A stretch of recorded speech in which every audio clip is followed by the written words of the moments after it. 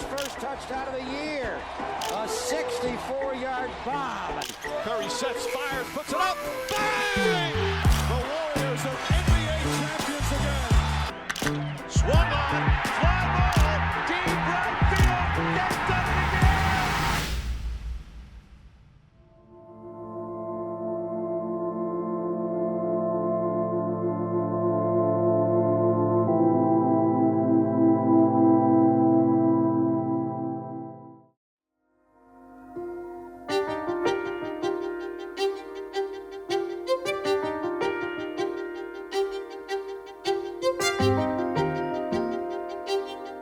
So I grew up in Mill Valley, and basically you kind of chose two cities. You either align yourself with the San Francisco Giants and the 49ers, or you align yourself with the Oakland A's and the Raiders.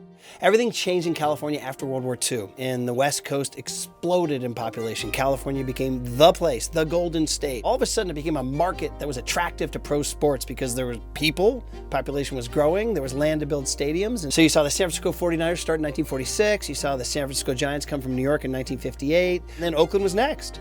The 1961, the Oakland Raiders came along. In 1968, the Kansas City A's looked at Oakland and said, well, we're going to move to the Bay Area. It's a big prospect. Even though the Giants are in San Francisco, they can support two teams. So all of a sudden, come 1970, you had the Oakland Raiders at the Oakland Coliseum, you had the Oakland A's at the Oakland Coliseum, and you had the Warriors at the arena. And man, oh man, the next decade was the greatest decade, arguably, that any one community has had in that size of a town. So that's Camelot. That's when all of this connection to these generations of A's, Raiders, and Warriors fans was built, which is why they were so emotionally attached to all these teams all through the 80s and the 90s. Man, going to an A's, how it felt going to an A's game was amazing, especially on Dollar Wednesdays with those huge tailgates with, you know, live bands, DJs, and just the smell of the grass, the roar of a Wednesday night or Thursday night game, especially when the A's were in the playoffs. It was the most fun atmosphere you could have been a part of. For me, it was always magical, crossing the bay and going to a Warriors game whenever, and they weren't very good back then, but that arena was always loud and always packed and always energetic. It was magical. I came in very wide-eyed about it, and it just kind of got into my blood immediately. It was just so unfortunate that it kind of all happened so quickly. In just a few years, Oakland watched three major teams walk away. The first blow came in 2019 when the Warriors crossed the Bay Bridge and moved into Chase Center. In 2020, after years of bouncing between LA and the Bay, the Raiders left for Las Vegas and relocated to a brand new stadium. Finally, in 2024, the Coliseum seats were left empty by the Oakland Athletics. And then the A's thing is just, unfortunately, they're owned by the worst owner in sports.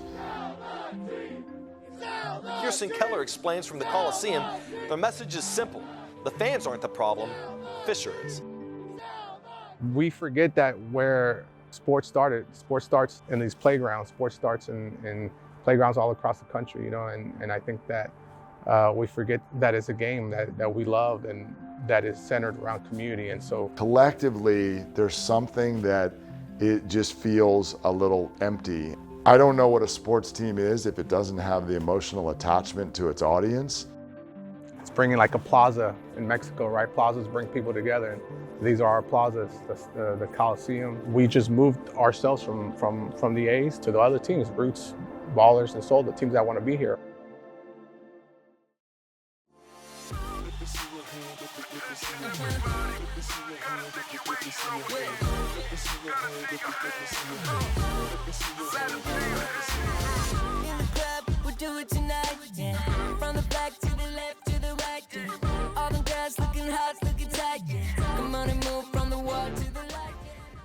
When we lost the Raiders and the A's and the Roots showed up, it was a blessing for the community, of course, because look at us. There's tailgates everywhere. Everybody's having fun, playing.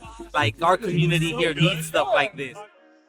the team doesn't exist without the fans. The idea that sports teams are rooted in the community, like truly from the community and authentically building a long-term home in Oakland, you only get that done if you have the fans behind you. And so our perspective has been, we're doing this for the community, and the community is made of fans. And you show love to the Oakland community, and the Oakland community will show you love back. You know, we'll show up in numbers and support.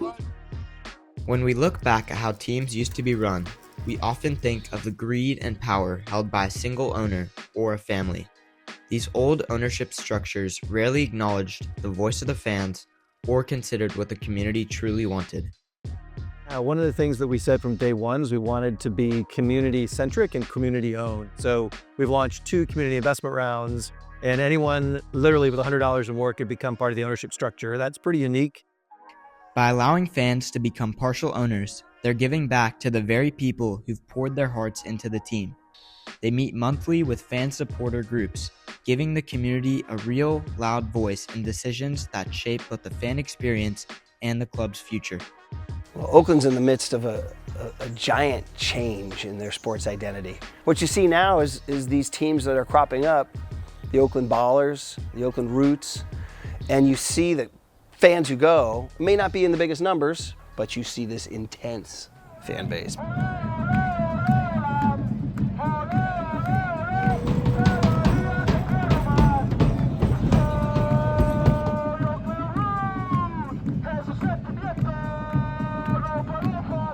We got Bay Area music blasting, we got the grill going, and the Coliseum. The Coliseum is nothing like any other. There's nothing like the Coliseum. There's nothing like the Coliseum. Just the culture, the culture.